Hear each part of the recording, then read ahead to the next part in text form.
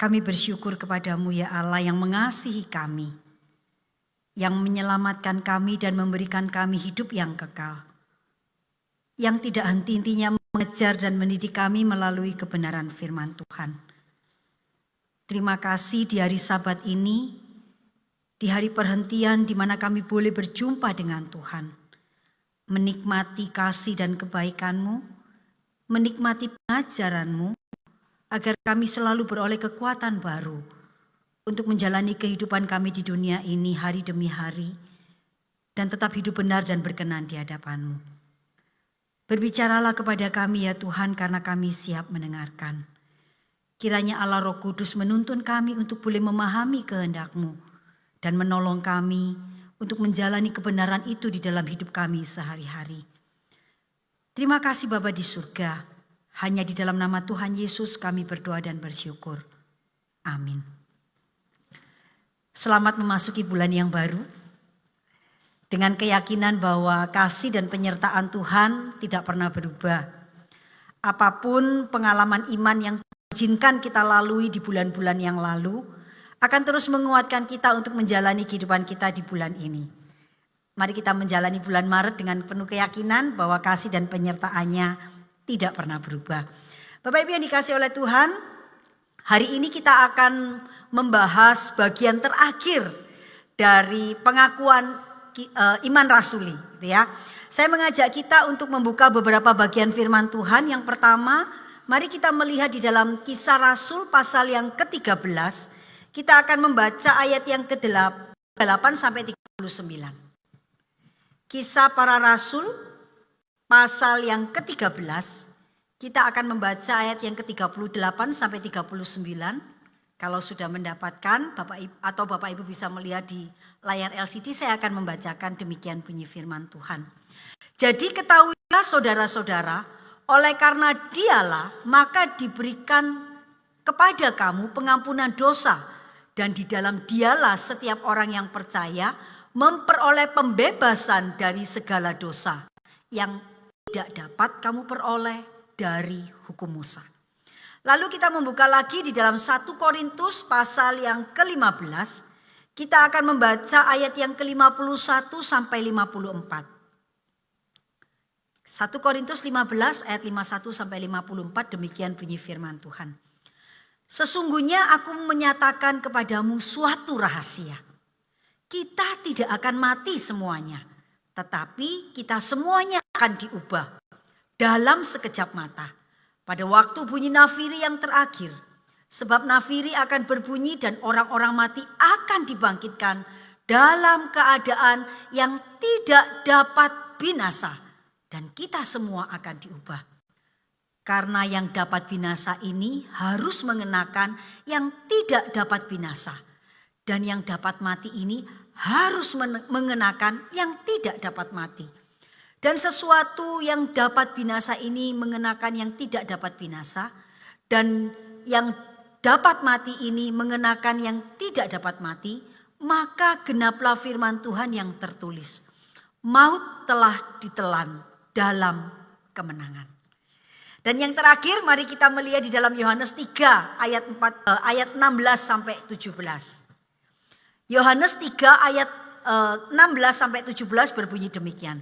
Karena begitu besar kasih Allah akan dunia ini, sehingga Ia telah mengaruniakan anaknya yang tunggal, supaya setiap orang yang percaya kepadanya tidak binasa, melainkan beroleh hidup yang kekal. Sebab Allah mengutus anaknya ke dalam dunia, bukan untuk menghakimi dunia, melainkan untuk menyelamatkan oleh Dia. Demikian pembacaan firman Tuhan. Bapak Ibu yang dikasihi oleh Tuhan, selama 2 bulan ini kita telah belajar makna pengakuan iman rasuli. Dan hari ini kita memasuki bagian yang terakhir, yaitu pengampunan dosa, kebangkitan tubuh, dan hidup yang kekal. Kalau kita melihat pengakuan iman rasuli di dalam bahasa Indonesia, bagian ini sepertinya menyatu dengan bagian yang sebelumnya, gitu ya. Karena dalam bahasa Indonesia itu dikatakan, aku percaya kepada Roh Kudus, gereja yang kudus dan am, persekutuan orang kudus, pengampunan dosa, kebangkitan tubuh, dan hidup yang kekal. Ya. Sehingga kalau dipisah beberapa bagian itu, tema hari ini hanya muncul pengampunan dosa, kebangkitan tubuh, dan hidup yang kekal. Tetapi di dalam bahasa Mandarin itu terlihat lebih jelas gitu ya. Nah, saya nggak bisa bahasa Mandarinnya ya. Tetapi saya tahu kata wosin itu artinya saya percaya. Yang belakangnya itu saya nggak bisa ngomong dengan benar, takut keliru ya. Tetapi kalau kita perhatikan di dalam bahasa Mandarin itu kata aku percaya itu diulang pada setiap bagian. Jadi kalau di dalam bahasa Mandarin itu dikatakan aku percaya kepada pengampunan dosa. Wosin gitu ya. Aku percaya akan kebangkitan tubuh dan aku percaya akan hidup yang kekal. Jadi di dalam pengakuan iman rasuli, kalau dalam bahasa Mandarin itu terlihat lebih tegas. Aku percaya pengampunan dosa. Aku percaya kebangkitan tubuh dan aku percaya hidup yang kekal. Nah Bapak Ibu yang dikasih oleh Tuhan, ketika kita mengucapkan ketiga bagian ini, aku percaya, itu sebetulnya apa maknanya untuk kita? Apa aplikasinya untuk kita? Kalau kita perhatikan di dalam pengakuan iman rasuli, seperti yang saya pernah sampaikan di awal, pengakuan iman rasuli itu menggambarkan secara utuh apa yang kita yakini. Menggambarkan secara utuh bagaimana kehidupan orang percaya. Pengakuan iman rasuli adalah intisari dari firman Tuhan. Nah, bagian yang terakhir ini merupakan bagian yang akan diperoleh orang percaya ketika mereka itu mempercayai bagian yang diikrarkan dalam bagian sebelumnya. Ya, kalau kita memperhatikan pengakuan iman rasuli itu kita mengaku percaya kepada Allah Bapa, kemudian mengaku percaya kepada Allah Putra dengan segala karyanya, dan kemudian percaya kepada Allah Roh Kudus. Dan kemudian kita menyatakan kita itu percaya kepada gereja yang kudus dan am. Dan kalau kita itu masuk dalam persekutuan orang-orang kudus, maka bagian yang selanjutnya itu berbicara tentang nasib orang percaya. Gitu ya. Jadi kalau orang percaya itu percaya kepada Allah Tritunggal, bergabung dalam persekutuan gereja yang kudus atau orang-orang kudus, maka mereka itu akan diampuni dosanya. Maka mereka itu akan mengalami kebangkitan tubuh dan beroleh hidup yang kekal. Jadi pengakuan iman rasuli ini menggambarkan hidup orang percaya yang percaya kepada Allah Tritunggal dengan segala karyanya, dan yang bersatu di dalam gereja yang kudus dan hidup sebagai orang-orang benar, maka mereka akan memperoleh pengampunan dosa, kebangkitan tubuh, dan hidup yang kekal. Nah, kita akan melihat aplikasinya untuk hidup saya apa. Apa maknanya kalau saya itu mengucapkan pengakuan iman rasuli dan berkata aku percaya kepada pengampunan dosa. Yang dikasih oleh Tuhan ketika kita berbicara tentang kata pengampunan dosa, saya yakin ini konsep yang tidak asing bagi orang Kristen. Sesuatu yang mungkin sudah sangat biasa kita dengar. Tetapi sesungguhnya konsep pengampunan dosa itu tidak pernah ada di dalam agama-agama yang lain. Konsep pengampunan dosa itu benar-benar konsep yang eksklusif miliknya orang Kristen. Di dalam agama-agama yang lain itu tidak pernah mengenal konsep pengampunan dosa. Karena di dalam agama-agama yang lain itu tidak ada pribadi yang menanggung hukuman dosa para pengikutnya. Di dalam agama yang lain itu tidak ada pribadi yang menghapuskan dosa-dosa para pengikutnya atau yang menjadi juru selamat untuk para pengikutnya. Sehingga di dalam agama yang lain itu tidak ada konsep pengampunan dosa. Agama-agama yang lain itu konsepnya adalah mereka berbuat jasa untuk menggantikan dosa-dosa mereka. Di dalam agama-agama yang lain itu diajarkan bahwa jasa yang mereka lakukan itu untuk mengganti dosa yang mereka lakukan. Perbuatan baik yang mereka lakukan itu akan mengganti dosa-dosa mereka. Dengan cara mereka harus berbuat baik, mereka berbuat amal, mereka melakukan ritual-ritual keagamaan tertentu untuk menggantikan dosa-dosa mereka. Tapi pertanyaannya adalah, dapatkah jasa itu menggantikan dosa? Dapatkah perbuatan baik itu menghapuskan dosa. Alkitab mengajarkan dengan jelas kepada kita bahwa perbuatan baik atau jasa baik yang kita lakukan di luar penebusan Kristus, semuanya itu najis dan tidak berkenan kepada Tuhan. Segala perbuatan baik yang dilakukan sebelum penebusan Kristus itu kita terima, maka semuanya itu tidak berarti. Yesaya 64 ayat 6 mengatakan dengan sangat jelas. Demikianlah kami sekalian seperti seorang najis. Dan segala kesalehan kami seperti kain kotor. Kami sekalian menjadi layu seperti daun dan lenyap oleh kejahatan kami. Seperti daun dilenyapkan oleh angin. Bagian ini menyatakan dengan jelas bahwa dosa tidak bisa diselesaikan dengan perbuatan baik. Dosa tidak bisa ditukar dengan jasa. Dosa hanya bisa diselesaikan dengan hukuman. Dosa hanya bisa diselesaikan dengan penghakiman. Tetapi kita bersyukur kepada Allah. Roma 3:23 mengatakan dengan sangat jelas. Upah dosa ialah maut. Tetapi karunia Allah ialah hidup yang kekal di dalam Yesus Kristus. Jadi ketika kita berbicara dosa, itu kita tidak pernah bisa berbicara tentang barter, menukar. Jangankan hukumnya Allah, hukumnya manusia di dunia ini aja tidak bisa. Yang namanya perbuatan jahat, itu hanya bisa diselesaikan dengan hukuman. Yang namanya dosa, itu hanya bisa diselesaikan dengan hukuman. Contohnya seperti ini. Ketika ada seorang yang berbuat kesalahan yang fatal dan besar. Dan ketika dihukum dalam proses menanti hukuman. Ya, sebelum ditentukan hukumannya apa.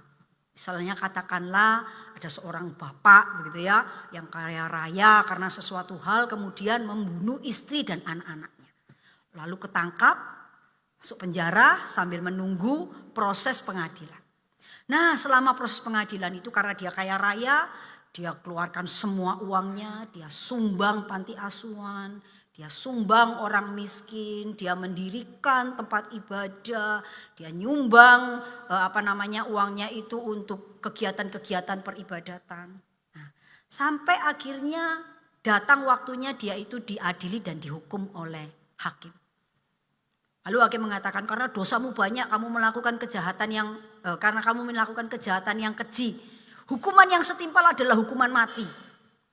Bisakah Bapak ini mengatakan, Pak Hakim, saya itu sudah berbuat baik. Semua harta kekayaanku itu sudah tak sumbangkan. Saya itu memberikan uang saya itu untuk menolong fakir miskin. Saya menyumbang uang saya itu untuk mendirikan rumah ibadah. Saya memberikan semua uang saya itu untuk orang-orang yang membutuhkan. Saya mau nukar hukuman saya itu dengan perbuatan baik yang saya lakukan. Hukum dunia saja tidak bisa. Pasti hakimnya ngomong, ya kamu mau berbuat baik itu urusanmu. Tapi karena kamu melakukan kejahatan, ya hukumannya adalah hukuman mati.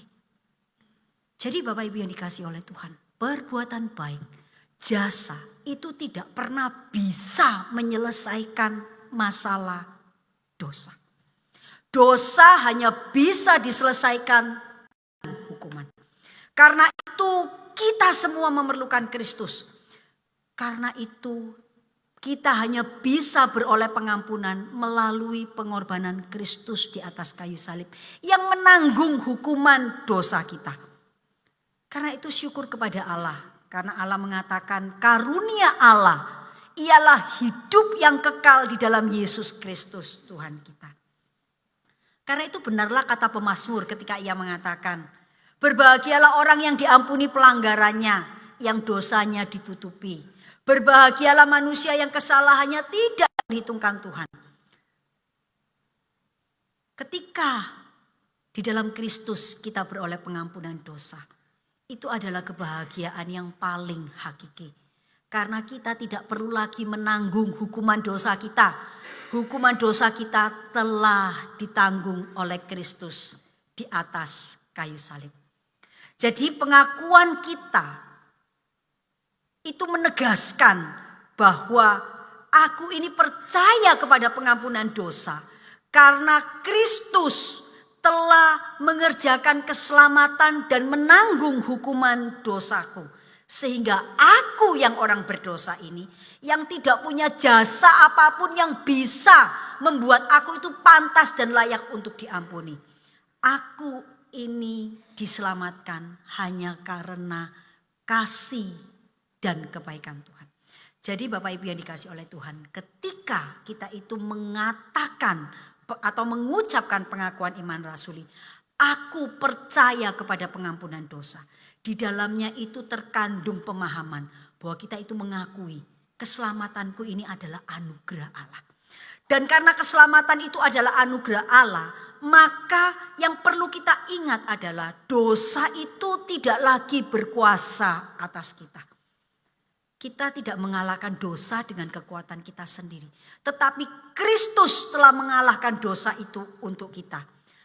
Dan sebagai akibatnya atau sebagai konsekuensinya, dosa itu tidak lagi berkuasa atas kita. Ini menjadi penghiburan bagi kita orang percaya. Bahwa kita tidak lagi dibelenggu oleh kuasa dosa. Kita tidak lagi perlu merasa diri kita ini tidak layak. Kita tidak lagi hidup di dalam ketakutan akan hukuman dosa. Karena Kristus sudah menanggung hukuman itu. Allah sudah melupakan dosa-dosa kita. Tidak ada lagi dosa yang menjadi penghalang hubungan kita dengan Tuhan. Tidak ada lagi dosa yang membuat kita terpisah dari Allah. Iblis seringkali menggunakan rasa bersalah untuk membuat kita terpisah dari Allah. Satu ketika dalam sebuah konseling ada seorang anak muda datang kepada saya. Lalu dia dalam prosesnya itu dia bercerita dan akhirnya dia menangis dan mengatakan begini. Ibu, saya sudah melakukan dosa yang besar.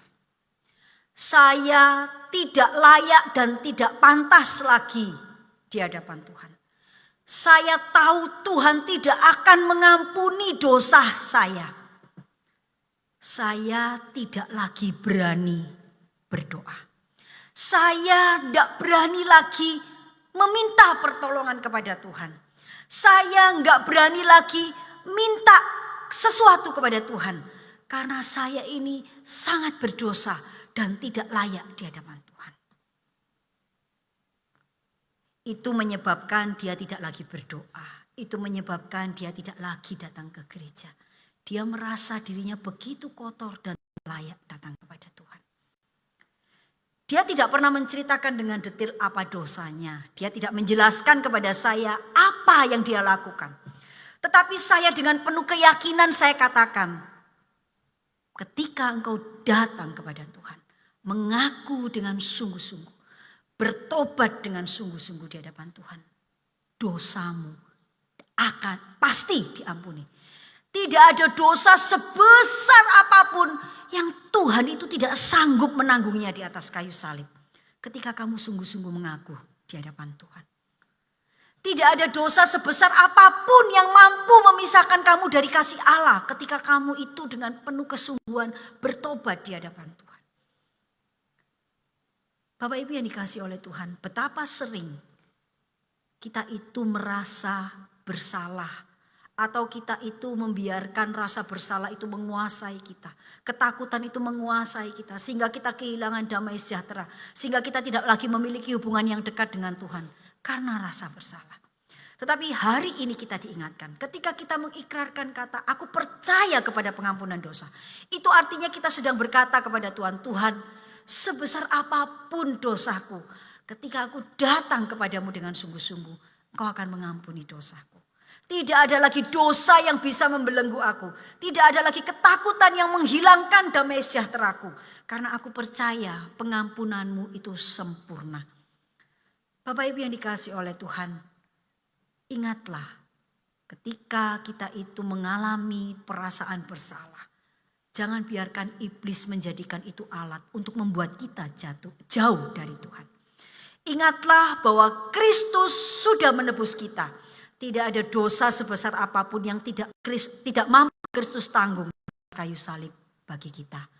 Asalkan kita sungguh-sungguh mengaku dosa dan bertobat di hadapan Tuhan.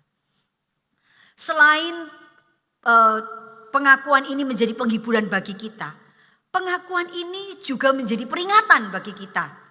Yaitu bahwa ketika kita itu sudah diampuni dosa-dosanya, itu bukan berarti kita itu punya kesempatan untuk terus hidup di dalam dosa. Atau kita bisa bermain-main terus dengan dosa.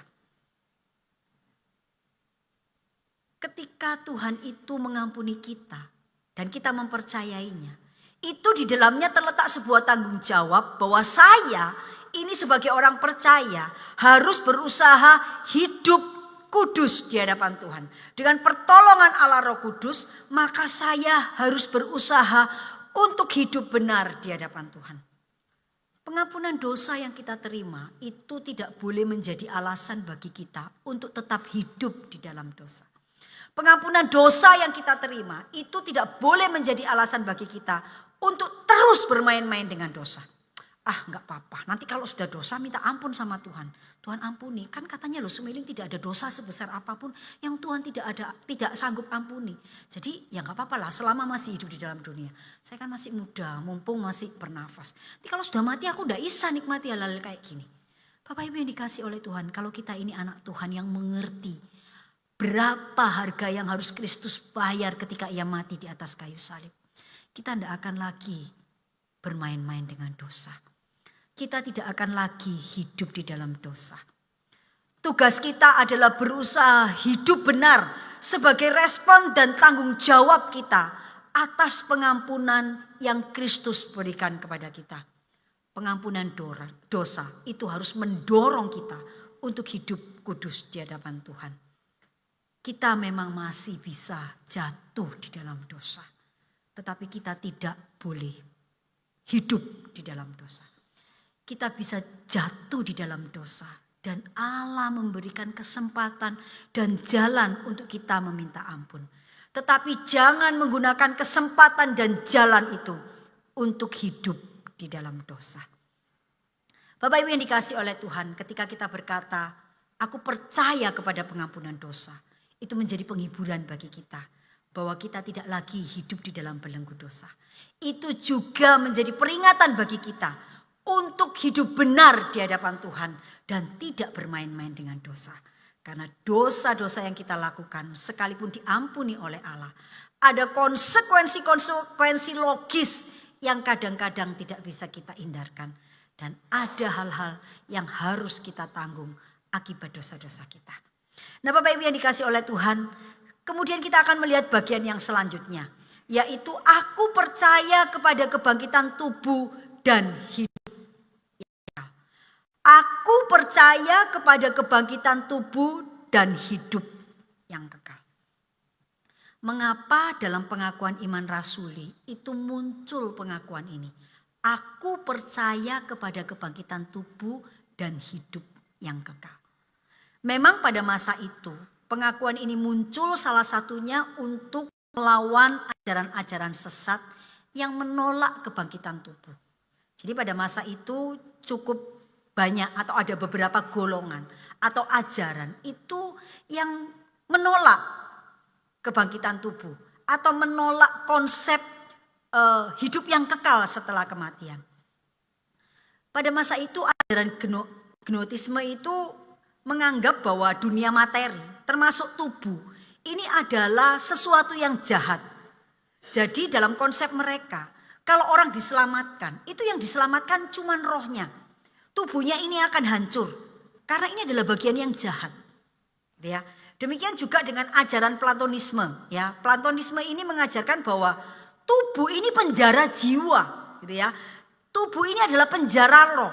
Jadi kalau orang diselamatkan, itu konsepnya rohnya itu dilepaskan dari tubuh. Sehingga dia menjadi roh yang merdeka. Jadi tubuh ini dianggap sesuatu yang jahat. Sementara kaum Saduki itu adalah kaum yang kalau kita baca di dalam Kisah Rasul 23 ayat 8. Itu adalah kelompok yang tidak percaya adanya kebangkitan. Ya, mereka menganggap kalau sudah mati ya selesai, itu tidak ada hidup setelah kematian. Ya, demikian juga ajaran Stoik atau ajaran Epikuros itu juga mengatakan bahwa kehidupan itu ya saat ini saja, tidak ada harapan untuk kehidupan yang kekal. Nah, untuk menjawab ini, itu di dalam pengakuan iman rasuli dinyatakan. Selain untuk menjawab pandangan-pandangan ini, pengakuan iman rasuli juga ingin menunjukkan ajaran firman Tuhan yang benar itu seperti apa. Ya, sehingga kemudian muncul pengakuan yang mengatakan aku percaya kepada kebangkitan tubuh dan hidup yang kekal. Bapak Ibu yang dikasihi oleh Tuhan, kita tahu tubuh kita ini sesehat apapun satu ketika akan mengalami yang namanya kematian. Dan dunia ini sebagian besar orang, mungkin ada juga di antara kita yang menganggap kematian itu sebagai sesuatu yang menakutkan dan harus dihindari sebisa mungkin. Cukup banyak orang juga menganggap bahwa kalau kematian itu datang, maka hilanglah semua pengharapan. Namun bagian ini mengajarkan kepada kita, di dalam Kristus, kematian itu bukan akhir dari segalanya. Kematian itu adalah sebuah pintu yang membawa kita itu masuk ke tempat yang jauh lebih baik. Di dalam khotbah-khotbah kematian atau ketika pemakaman, saya selalu mengatakan bahwa kematian itu hanyalah sebuah pintu yang membuat kita itu berpindah tempat dari kondisi yang fana kepada kondisi yang kekal. Kepada keadaan yang penuh dengan penderitaan, ratap tangis dan kertak gigi, masuk ke dalam satu keadaan yang kekal dan baik. Karena kita ini sudah ada di dalam Kristus. Jadi kematian bukan sesuatu yang menakutkan. Kematian juga bukan sesuatu yang membuat kita kehilangan pengharapan. Karena di dalam Kristus itu dikatakan, akulah kebangkitan dan hidup. Barang siapa yang percaya kepadaku, ia akan hidup walaupun ia sudah mati. Lalu Rasul Paulus di dalam Filipi pasal 3 ayat 20-21 juga mengatakan, karena kewarganegaraan kita adalah di dalam surga. Dan dari situ juga kita menantikan Tuhan Yesus Kristus sebagai juru selamat. Yang akan mengubah tubuh kita yang hina ini sehingga serupa dengan tubuhnya yang mulia. Menurut kuasanya yang dapat menaklukkan segala sesuatu kepada dirinya. Bapak Ibu yang dikasihi oleh Tuhan. Bagian ini mengingatkan kepada kita sebuah janji. Kewarganegaraan kita itu bukan warga negara dunia. Kewarganegaraan kita itu kewarganegaraan surga. Artinya satu ketika kita akan kembali tempat di mana kita itu menjadi warga negara. Dan dikatakan bahwa kalau kita itu kembali ke sana, tubuh kita ini akan mengalami tubuh yang mulia. Bapak Ibu yang dikasihi oleh Tuhan, satu ketika saya melihat di dalam sebuah perdebatan. Itu seseorang menanyakan demikian. Dari mana kamu bisa yakin kalau kamu mati nanti itu akan dibangkitkan seperti katanya Yesusmu? Kalau kita ditanya gitu kira-kira kita jawab apa? Ya pokoknya katanya pendetaku di gereja gitu. Pokoknya katanya hamba Tuhanku di gereja kayak gitu. Pokoknya. Wah, ya. Tetapi Bapak Ibu yang dikasihi oleh Tuhan.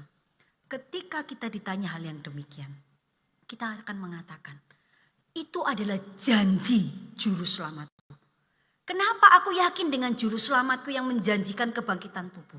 Karena dia sudah bangkit terlebih dahulu. Yesus menjadi yang sulung dari semua orang yang akan dibangkitkan. Kristus telah bangkit dari kematian. Karena itu kita yakin bahwa Dia yang sudah bangkit dari kematian, yang menjanjikan kepada kita bahwa kita yang mati akan dibangkitkan, kita bisa percaya kepada janji itu. Kristus adalah yang sulung. Yesuslah yang menjamin bahwa semua umat manusia akan dibangkitkan bersama Yesus. Mungkin kita bertanya, loh, Yesus itu bukan yang pertama loh bangkit dari kematian. Ada Itikus yang pernah bangkit dari kematian. Ada anak perempuan Sunem yang pernah bangkit dari kematian. Bapak Ibu yang dikasih oleh Tuhan, Alkitab mencatat ada orang-orang yang dibangkitkan sebelum Kristus. Tetapi kenapa Yesus disebut yang sulung dan yang menjamin kebangkitan kita? Kalau kita melihat dalam catatan firman Tuhan, orang-orang yang dibangkitkan itu pada akhirnya mati. Lazarus mati, dibangkitkan, tapi setelah itu mati lagi. Ya, tetapi berbeda dengan Yesus. Setelah Yesus mati di atas kayu salib, Ia bangkit dan Dia tidak pernah mati lagi. Yesus adalah yang sulung yang akan menjamin bahwa kita yang percaya kepadanya akan mengalami kebangkitan tubuh. Bapak Ibu yang dikasih oleh Tuhan, ini menjadi penghiburan bagi kita. Ini menjadi sesuatu yang menguatkan kita ketika kita kehilangan orang-orang yang kita kasihi. Karena kita memiliki keyakinan bahwa satu ketika orang-orang yang mati di dalam Kristus yang kita kasihi akan dibangkitkan. Inilah yang menjadi penghiburan bagi saya secara pribadi ketika saya kehilangan papa. Ya, saya ingat beberapa menit setelah papa saya itu dinyatakan meninggal. Gitu ya. Yang terpikirkan oleh saya itu cuman gini. Tuhan, satu ketika nanti saya lihat papa saya lagi. Saya akan lihat papa saya dengan tubuh yang baru. Saya akan lihat papa saya dengan tubuh yang sehat. Saya akan lihat papa saya tidak mengalami sakit penyakit. Saya akan lihat papa saya dalam keadaan yang baik. Dan itu menjadi penghiburan yang luar biasa ketika harus melewati masa-masa yang sulit, kehilangan orang yang dikasih. Ini juga menjadi penghiburan bagi kita bahwa satu ketika kita akan berjumpa dengan orang-orang yang kita kasih yang sudah meninggal di dalam Kristus. Karena Kristus sendiri menjanjikan bahwa orang-orang yang mati itu ketika nafiri dibunyikan, orang-orang yang mati di dalam Kristus itu akan dibangkitkan. Mereka akan mendapat tubuh mulia seperti Yesus. Mereka akan punya tubuh yang tidak bisa binasa kepada Yesus. Dan mereka akan menikmati hidup yang kekal. Demikian juga dengan kita yang mungkin atau yang ketika Kristus datang itu belum mati. Kita ini juga akan diubahkan tubuhnya. Punya tubuh yang mulia. Punya tubuh yang tidak dapat mati. Kita akan punya tubuh yang kekal. Dan dikatakan menikmati hidup yang kekal bersama dengan Kristus. Bapak Ibu yang dikasih oleh Tuhan. Inilah arti pengakuan iman kita. Ketika kita berkata aku percaya pengampunan dosa. Aku percaya kepada kebangkitan tubuh dan hidup yang kekal. Jadi ketika nanti sangkakala dibunyikan. Yang dibangkitkan itu bukan hanya roh kita. Tetapi tubuh kita. Kita punya tubuh seperti tubuh Kristus setelah kebangkitan. Kita punya tubuh mulia seperti tubuh mulia yang dimiliki Kristus setelah kematian. Yang tidak dapat binasa, yang tidak dapat rusak. Tetapi yang akan